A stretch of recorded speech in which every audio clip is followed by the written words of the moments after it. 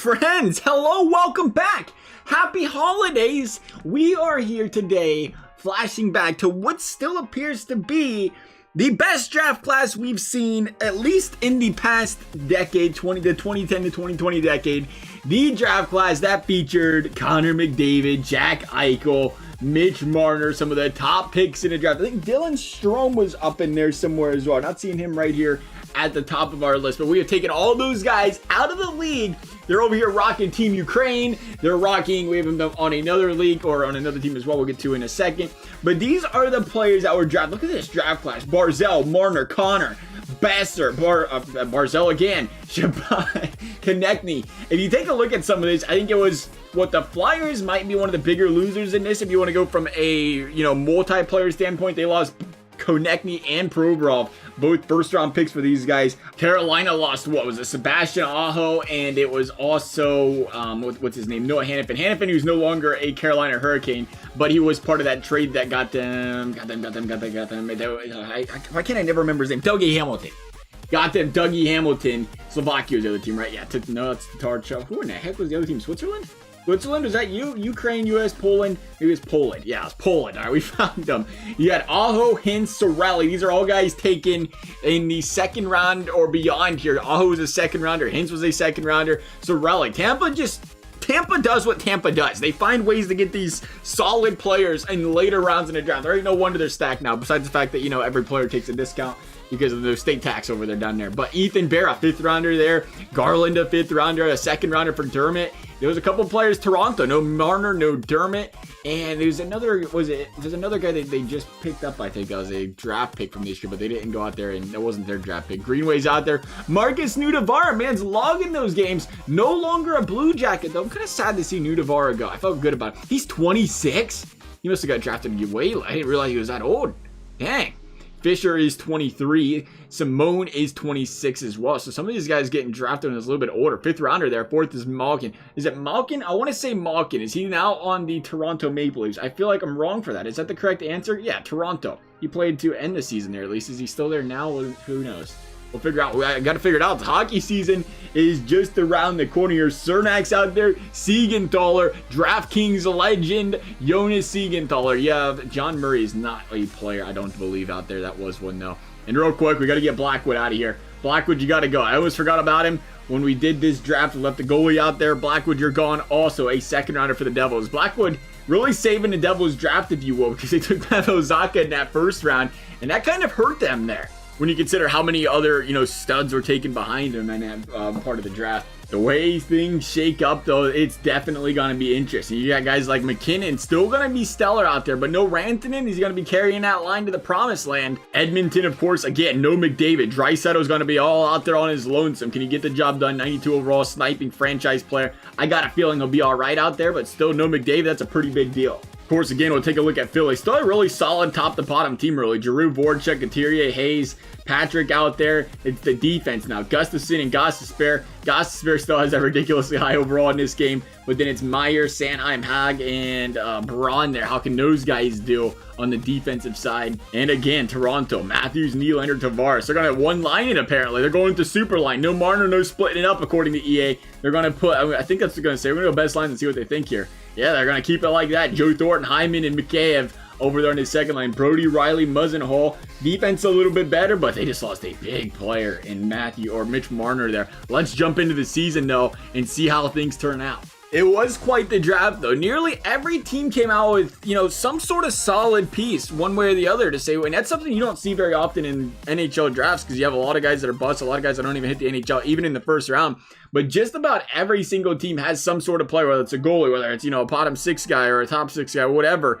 But then there's the Montreal Canadiens, who I think, was it Cholson they took? He's been up and down in the NHL. He played 20 games the last couple of years each time in the NHL. That really hasn't seen, the light of day too much there for Montreal. So Montreal is one of those teams that didn't lose too much from the 2015 draft. So we're going to see how the Montreal Canadiens, of all teams here, sim up, since they're going to be one of the teams that are going to be a little bit of a beneficiary here out of this. I mean, the jury's still out there. We'll get it out. The jury's still out there for Boston because they had them 3 picks. They still did end up with what? Was it DeBrusk? Am I saying that right? DeBrusk was one of the best player they got out of those 3 selections, I think, there.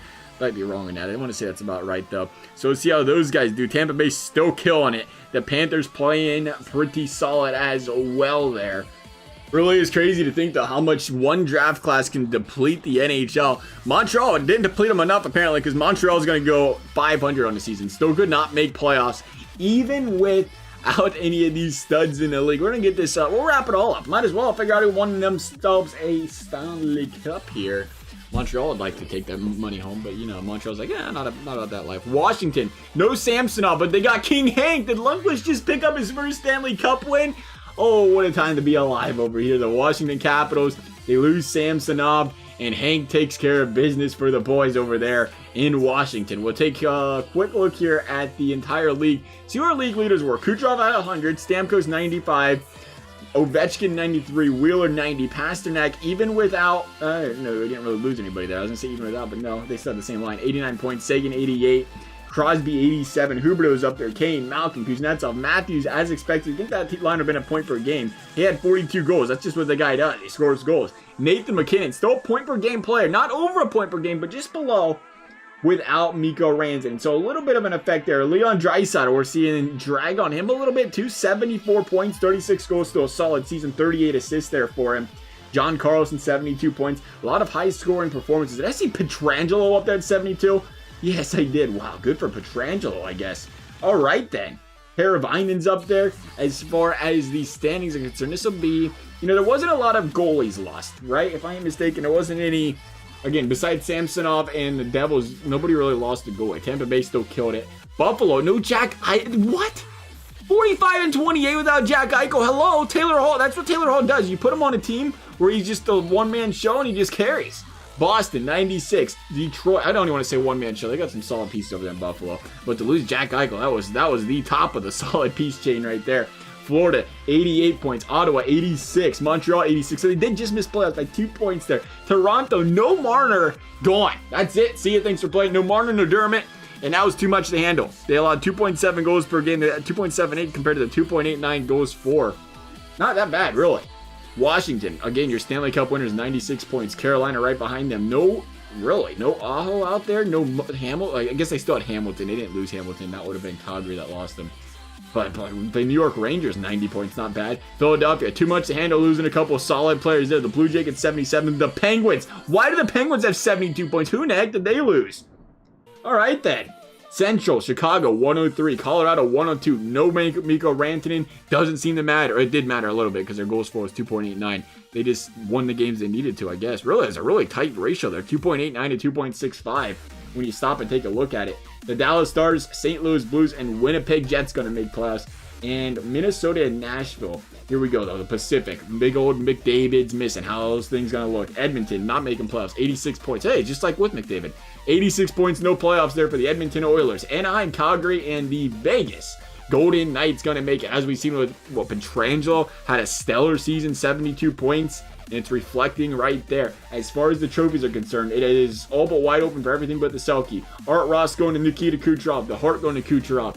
John Carlson getting the Norris. Kucherov getting the Lady Byng. You know what I've noticed? It is very common to get the Art Ross to the Hart, and then you get the Nice Player Award too in this game. Called Memorial Shesterkin. Good for Shestia there. Conn Smythe going to Ovi, winning himself another Stanley Cup. Desna going to Sergei Bob, baby. William Jennings going to Shesterkin. John Amaro getting a Masterton, and there it is, Ryan O'Reilly with the Selke, and Ted Lindsay with the Nikita Kucherov with the Ted Lindsay. Ovi, top goal scorer in the league this season. That is going to wrap things up for this video, though. No 2015 draft class. Things, they spice up a little bit, not too much. Love you guys' thoughts. Thank you guys for watching. We'll see you next time.